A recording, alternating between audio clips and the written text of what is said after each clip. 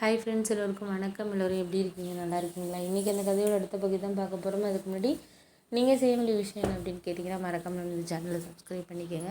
கீழே இருக்க பெல் பட்டனையும் கிளிக் பண்ணுங்கள். அப்போ தான் நான் போடுற வீடியோஸ் எல்லாமே உங்களுக்கு உடனுக்குடனே நோட்டிஃபிகேஷன் வரும். ஸோ மறக்காமல் சேனலை சப்ஸ்கிரைப் பண்ணிவிட்டு வீடியோ பாருங்கள் ஃப்ரெண்ட்ஸ். வாங்க நம்ம கதைக்குள்ளே போகலாம். அடுத்தது நான் ஒரு 2 நாளைக்கு அப்புறம் அக்கா வீட்டுக்கு போனேன். ஏன் அப்படின்னா, ஏற்கனவே மாமாவோட இந்த மாதிரி ஒரு பிரச்சனை ஆயிருக்கு அப்படிங்கிறதுனால மாமாவை பேசிட்டோங்கிறதுனால நான் கிட்டத்தட்ட ஒரு 2-3 மாதமாகவே அக்கா வீட்டுக்கு அவ்வளோவா போகாமல் தான் இருந்தேன். முன்னாடிலாம் அக்காவுக்கு ஏதாச்சும் ஹெல்ப் பண்ணுறதுக்கு, ஹாஸ்பிட்டல் அழைச்சிட்டு போகிறதுக்கு. ஏன்னா அக்கா கன்சீவாக இருக்கனால 8 மாதங்கிறதுனால நான் தான் எல்லாமே போய் பார்த்துட்டு இது பண்ணிகிட்டு இருந்தேன். ஆனால் இப்போ என்னாச்சுன்னு பார்த்தீங்கன்னா, என்னால் அக்கா வீட்டுக்கு போக முடியல. ஏன்னா மாமா ஒரு இடத்துல பணம் வாங்கி மாமாவுக்கு கொடுத்துருந்தேன். அவர் சரியாக வட்டி எதுவுமே கொடுக்கல. அதுக்கு போய் கேட்டதுக்கு ஒரு மாதிரி பேசிட்டார். பணம் வாங்கின இடத்துல நான் மாதம் மாதம் கிட்டத்தட்ட ஒரு 4-5 மாதமாகவே நான் தான் வட்டி கொடுத்துக்கிட்டு இருந்தேன். அது அக்காவுக்கு தெரியாது. அக்காவுக்கு தெரிஞ்சவொன்னே அக்கா பேசினாங்க மாமாவை. ஆனால் நான் எதுவும் சொல்லலை. அம்மா சொல்லியிருப்பாங்க போல இருக்குது. இந்த மாதிரி உங்கள் வீட்டுக்கார் பணம் வாங்கியிருந்தார். இவன் தான் மகேஷ் தான் இப்போ காசு கொடுத்துக்கிட்டு இருக்கான்.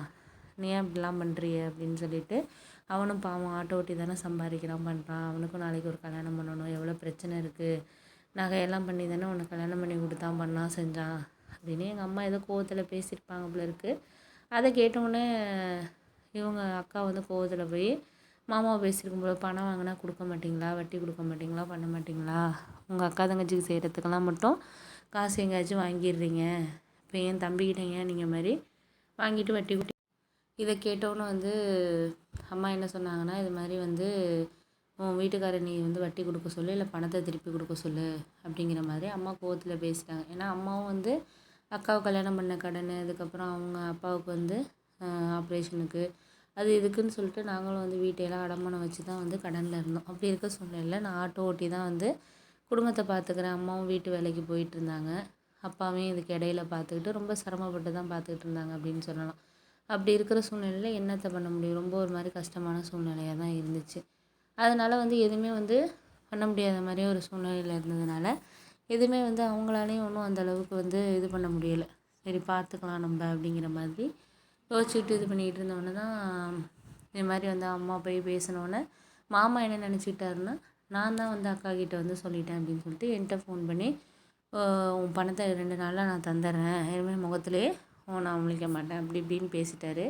எனக்கு அவர் பேசுனது ஒன்றும் புரியல. என்னடா அவர் திடீர்னு ஃபோன் பண்ணி பேசுகிறாருன்னொன்னே அப்புறம் வீட்டுக்கு அம்மா கிட்ட சொன்னோன்னே தான், பரவாயில்ல கொடுத்தா நல்லது தானே, பணத்தை நீ வேலையை பாரு, பேசினா தான் அந்த காலத்தில் கிடைக்கும் அப்படி இப்படின்னு சொல்லிட்டு எங்கள் அம்மா பேசினாங்க. அப்புறம் தான் எனக்கு தெரியுது, அம்மா இது மாதிரி சொல்லியிருப்பாங்க போல இருக்குது அப்படின்னு சொல்லிட்டு.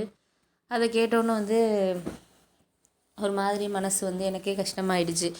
ஏம்மா நீ இப்போ இதெல்லாம் கேட்க போகிற, நம்ம படுற கஷ்டப்பட்டுக்குவோம். அக்கா இப்போ கன்சீவாக இருக்க நேரத்தில் அவரும் கஷ்டப்படுறாரு தான், இல்லைங்கள. அவரும் பிஸ்னஸ் பண்ணார், ஒன்றும் சரியாக அமையலை, வெளிநாடு போனார், அதுவும் ஒழுங்காக இல்லை.